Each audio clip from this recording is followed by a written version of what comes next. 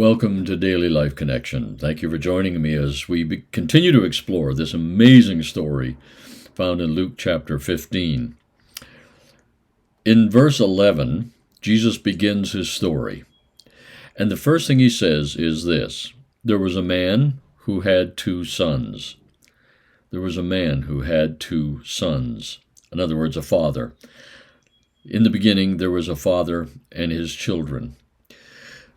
This story begins with everybody in. This story begins with everybody belonging. These two that he's going to talk about are not hired hands. They are not orphans in the street. They are not the children of some other father. They're his children. The story begins with sons, with family, with everybody being in. I believe what Jesus is teaching us here is every last person on the planet belongs to Abba. They're his.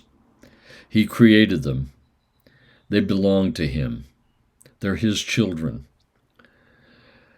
Now, they may have rebelled, like the younger son, and become lost to the Father, and dead to his love, dead to his provisions, cut off from him.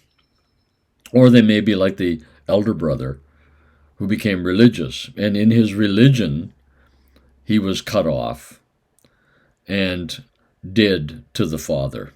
We don't see a wonderful living relationship here with the Father. We don't see him enjoying the Father's blessings. He's cut himself off. In Galatians, we read how those who are trying to become righteous, those who are trying to please God or become holy through human effort, through moral striving, through trying to be righteous, you've cut yourself off from Christ. You've become alienated from him. You've fallen from grace. You're lost and dead to the Father, but you still belong to the Father. So that's the basis of this story. They are still his children. That's why he cares.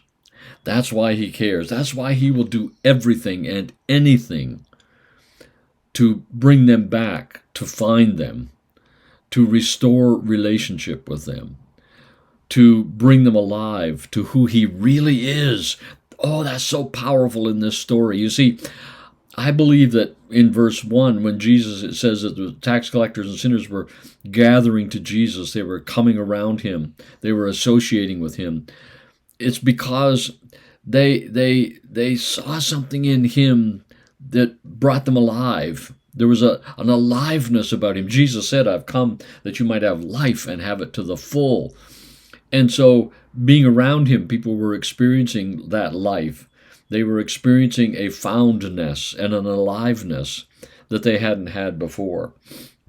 You see, we all know stories of parents who one of their children has become lost, who may have wandered off in the department store, and all of a sudden the parent realizes, I can't find my child. I don't see them. Well, what do? Just walk out and go home? No. We'll go to the desk and we'll say, you've got to make out a public announcement. We're going to marshal some people here to search through the store to try and find these kids. Or perhaps I can remember years and years ago when we were living back in Fredericton, and there was a child that had become lost, had wandered off into the woods.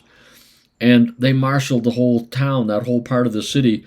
There was all kinds of us that went out and with flashlights and went out to the gravel pits and went out to the forests and the meadows looking and searching for this child.